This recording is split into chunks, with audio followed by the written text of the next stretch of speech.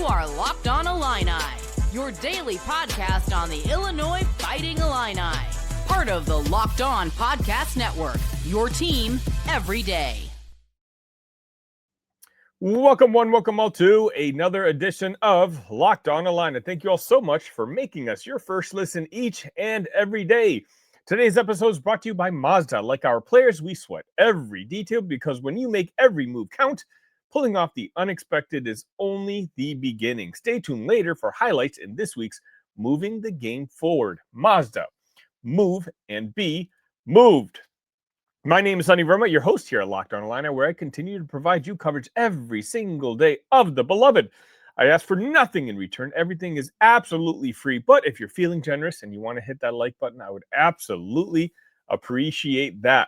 So next week, I believe is October 8th and 9th, Big Ten Media Days on the basketball side will take place in Chicago. Now, I'm very fortunate that through Locked On and On 3, I'll be able to be in attendance for it, just like I was in Las Vegas for the Big Ten Media Days on the football side. And so it's now starting to be leaked by different teams on who each head coach is going to be bringing. And Brad Underwood announced that he's going to be bringing Tomislav Ivišić and Kylan Boswell as the two representatives for the Illini this season. I want to talk a few minutes about what I think this means in the big picture.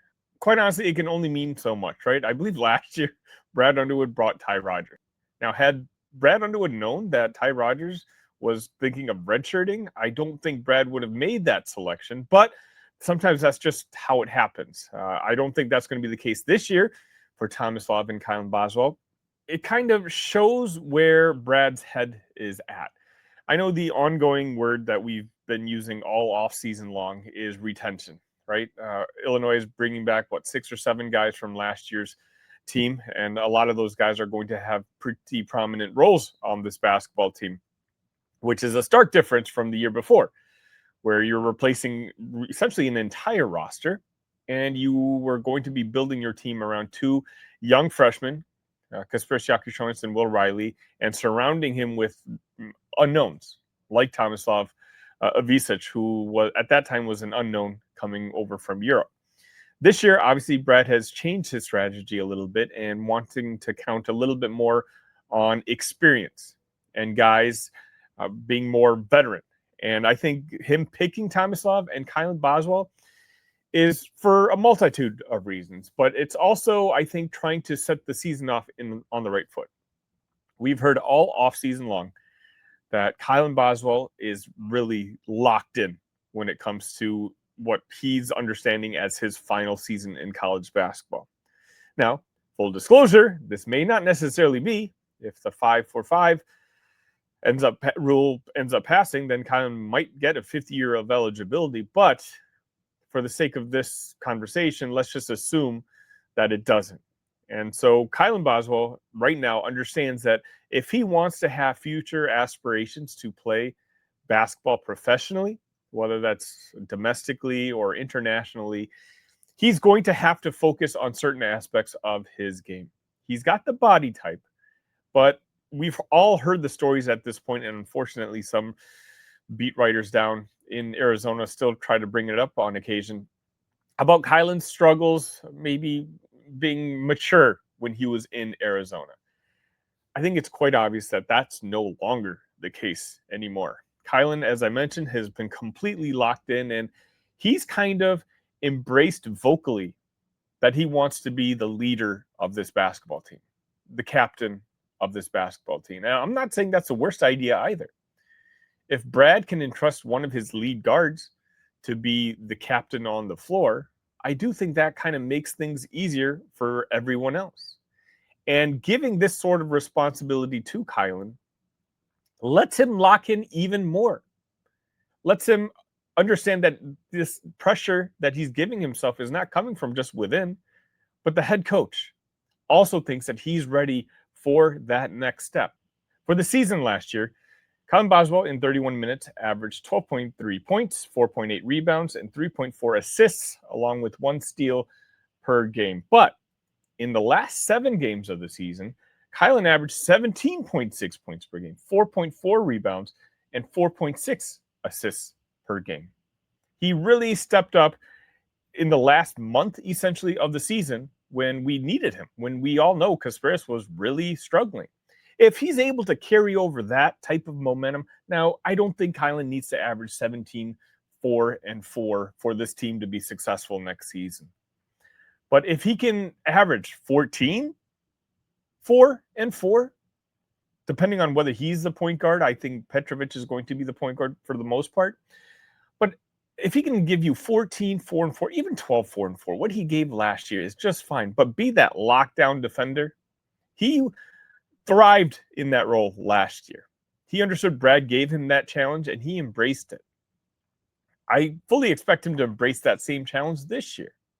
But also, if he can be the calm on the court this next season while providing stats on it, I really do think that this could be the best case scenario for Kylan.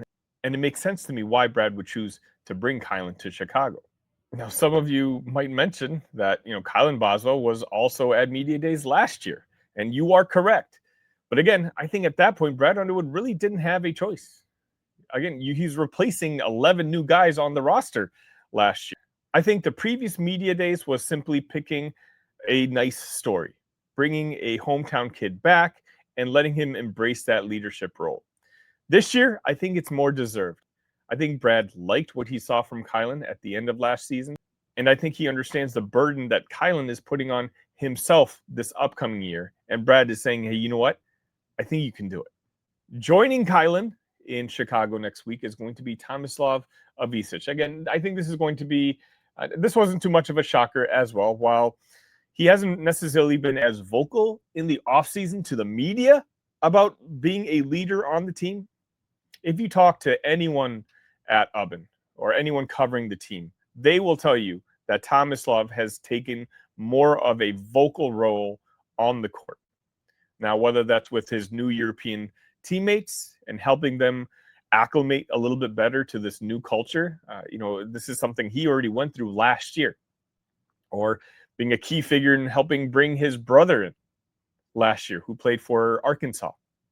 Tomislav this year is going in with the understanding that this could very well also be his last year in college basketball as well. Now, will it ultimately be? Again, we don't know. But he discussed earlier this offseason that his plan all along was to play 2 seasons in Champaign and then hopefully make the leap into playing professional basketball. Of course, now if Tomislav has a great year like I fully expect him to, I think he can be an all-Big Ten center, maybe in the conversation for All-American.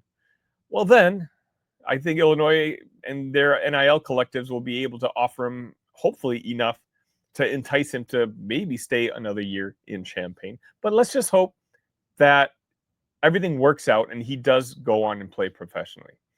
Tomislav knows that he needs to prove a few more things on the basketball court this season. And working with media is one of them.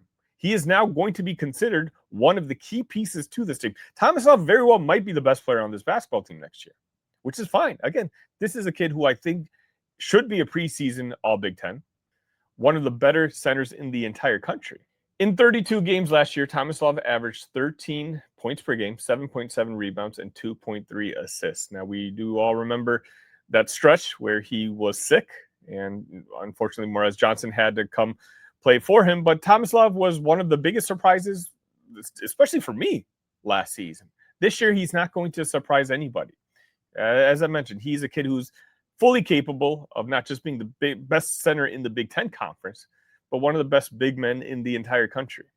And I think Brad Underwood picking him is also not by accident, not by mistake. Whether we like it or not, I know some of you are okay with it, and some of you have some issues. There's a lot of European flavor to this basketball team now. And it's going to be like that in the future as well. And so I think perception here also matters. If you're going to continue to recruit out in Europe, you want to have a guy like Tomislav in a nice suit in front of media as being the face of Illini basketball. That's just perception-wise. That's just going to look really good. So Brad Underwood decides on Kylan Boswell, Tomislav Ivišić. Let me know your guys' thoughts. Would you guys have gone with somebody else? Maybe an Andrej Stojakovic, who's going to be a junior. Maybe a Ben Humrickhouse, who's going to be playing his fifth year of college basketball. Also, I did want to mention, as I tried to do for the football media days, I'm going to try to ask one question from you guys. So if there's a question that you have on your mind, leave it in the comment section or email it to me at talkillini@gmail.com. And if I think it's something that I can squeeze in, absolutely, I will. Again, it's my show, but I want to make it as much your show and have you guys involved as possible.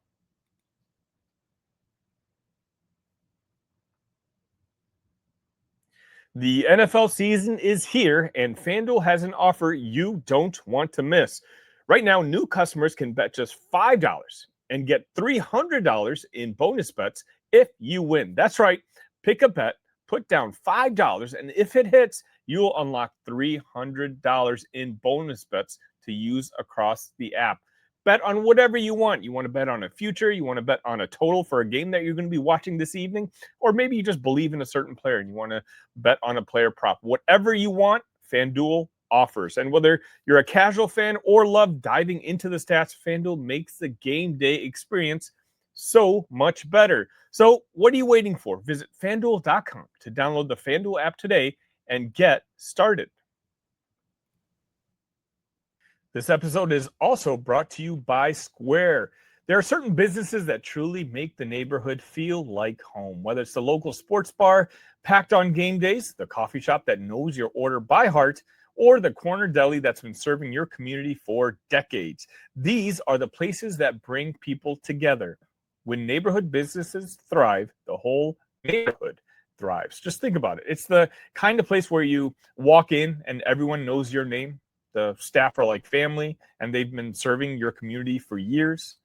Those local spots are what make the neighborhood feel like home, and so many of them run on Square. Square is a proud partner of more than 4 million neighborhood businesses around the world. You can go to square.com/go/lockedoncollege to learn more. But before you do, go support your favorite neighborhood spot. You'll be happy you did. Square. See you in the neighborhood.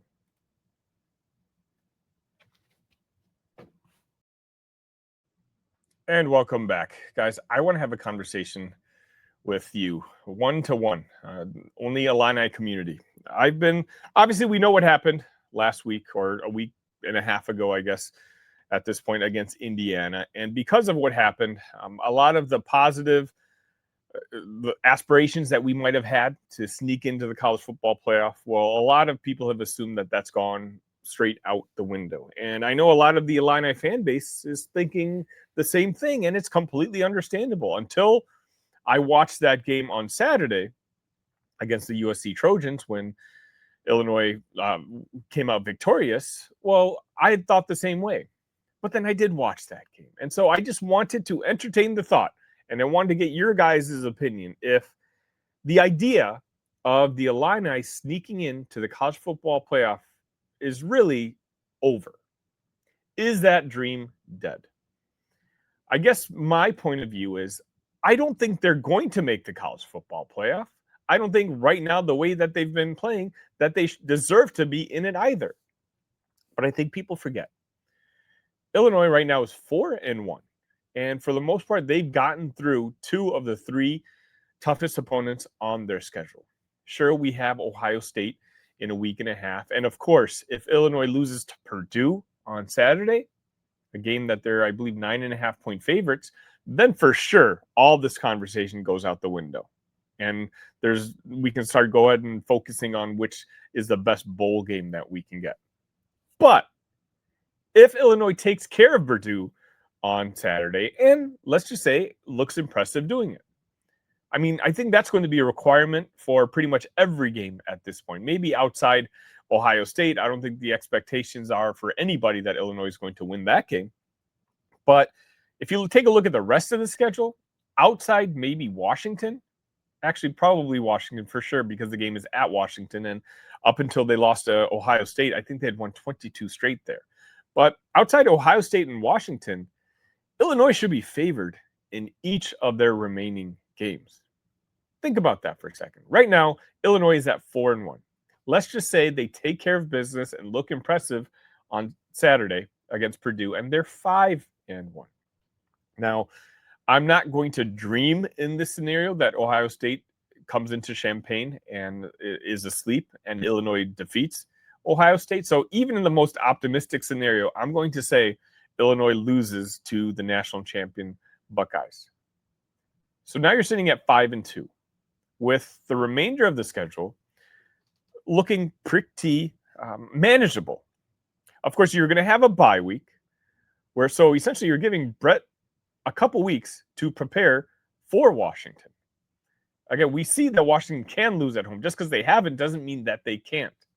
And all of a sudden, if Illinois, with extra preparation, is able to defeat the Huskies at Washington, you don't think that there's a chance that the national narrative on Illinois all of a sudden starts creeping back to a potential college football playoff?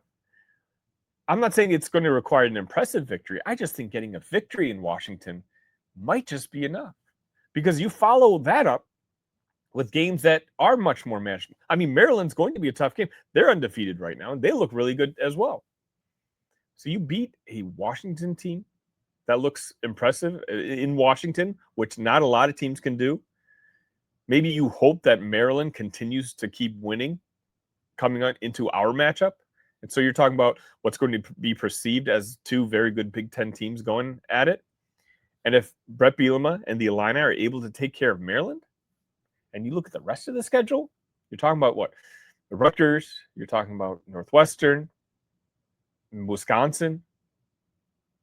There is still a feasible chance, and tell me if I'm crazy, that this team can still finish 10-2. And some of those 10 wins can end up looking pretty impressive. Take a look at the Duke. Duke just demolished Syracuse last weekend. If they continue winning, that win is going to look more and more impressive as the season goes along.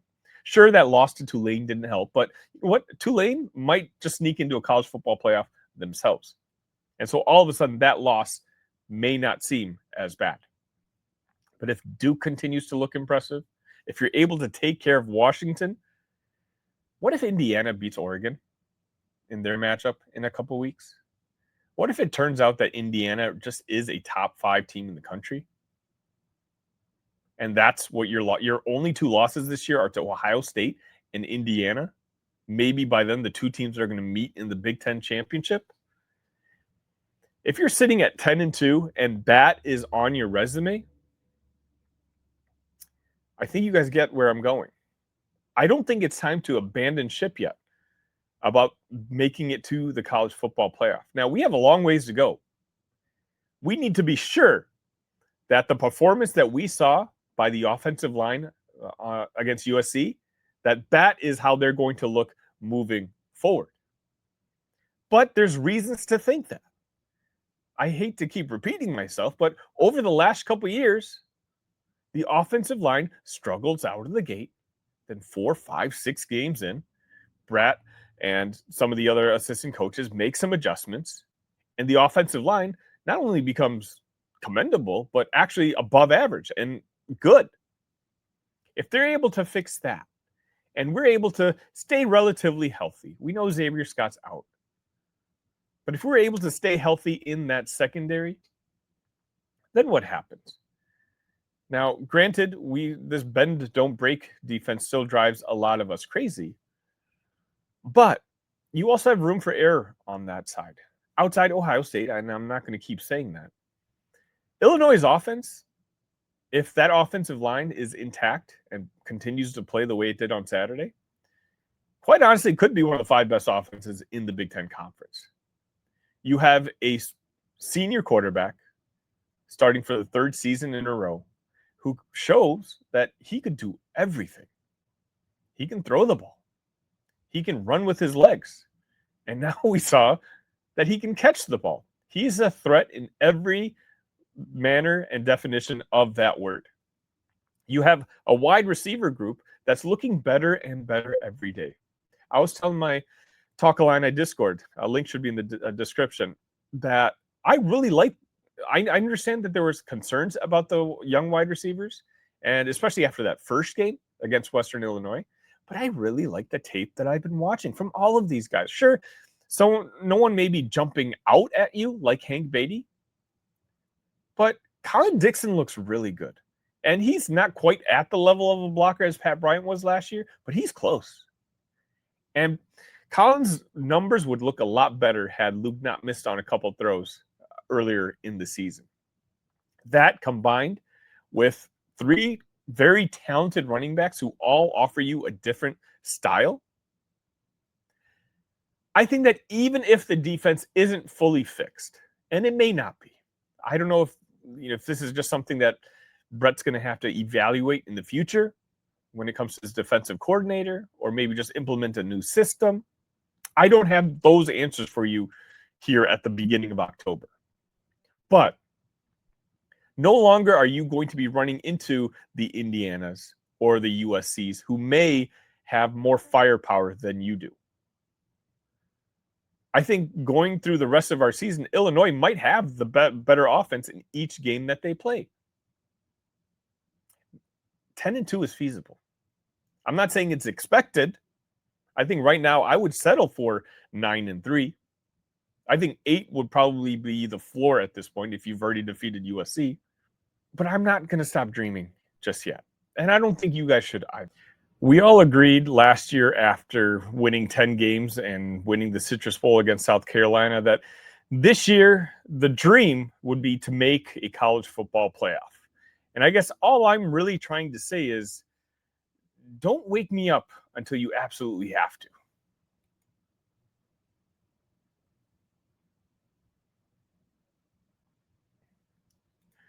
Mazda crafts cars for those who do more than simply move.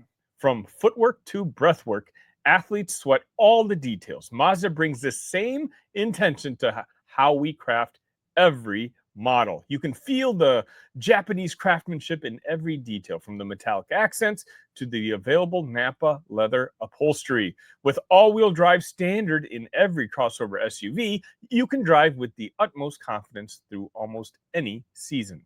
Like our players, we sweat every detail because when you make every move count, impossible becomes irrelevant. Mazda, move and be moved.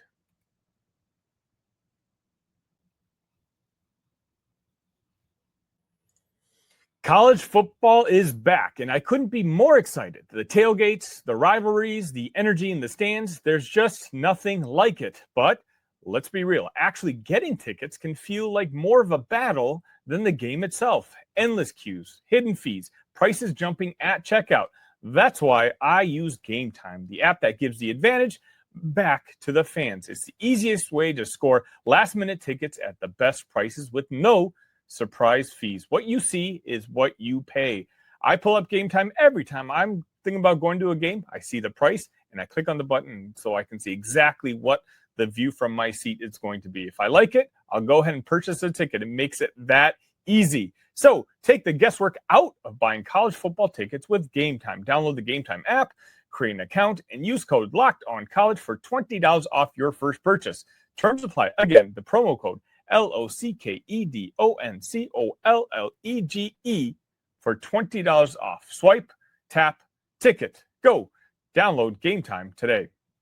And welcome back. Before I let you guys go today, I wanted to announce that Illini men's basketball announced that tickets for the November 19th game against Alabama at the United Center are now officially on sale. I plan on being at the game myself. I want to give you guys a heads up. From what I saw, tickets to get in is relatively cheap. I was actually pleasantly surprised. I think the cheapest tickets I saw were $35. So if you are going to the game, make sure you get your tickets and let me know in the comment section. I'm probably going to organize some sort of Locked On Illini get together for that as well. Again, if you haven't already heard, we're going to have a gathering also next Friday, Champagne evening. Next Friday, Champagne in the evening. Let me try to phrase those words correctly. I don't have exact details yet, but again, if you want to know, send me an email at talkillini@gmail.com or join our Discord. That's where I'm going to be kind of giving updates as to where my whereabouts are. I'm going to be in Champaign from Friday to Saturday. Saturday night, I'm going to be going back to Chicago to watch Dave Attell. I'm really excited to see that. But I wanted to give you guys a heads up both about Alabama and if you're going to be in Champaign next week. Also just got an email from the university saying Illinois quarterback Luke Altmyer was named the Paul Hornung Award Player of the Week as the most versatile player in college football during Week 5. Altmyer led number 23 Illinois to a 34-32 win over 21 USC. Altmyer accounted for 4 touchdowns, 2 passing, 1 rushing, 1 receiving, and 359 yards of offense in the win.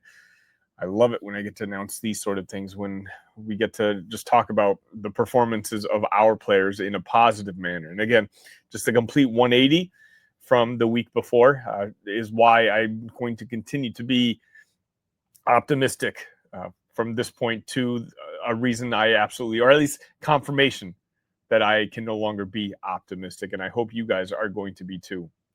All right, that's going to wrap it up for this edition of Locked On. And remember, if you want to continue the conversation, make sure you do join our Discord. The link should be in the description, or also find me at Talk Illini on YouTube. It's another venture I'm starting where when I have too much to say and not enough time here and my 30-minute allotments here on Locked On, I tend to say a couple things over there, different stories that I may not be able to discuss here. It's another big moment on Locked On. College football fans, Locked On Fire TV present College Football Kickoff, your ultimate college football weekly preview. Drake Toll of Locked On Big 12 leads the conversation alongside two-time AP Coach of the Year Gary Patterson, former college star Jesse Holley, and Locked On's local experts. A college football preview only Locked On can do. Catch College Football Kickoff every Thursday throughout the season, only on Fire TV. Thank you all so much. We're going to have the official Illinois Purdue preview tomorrow. Until then, ILO. Love you guys.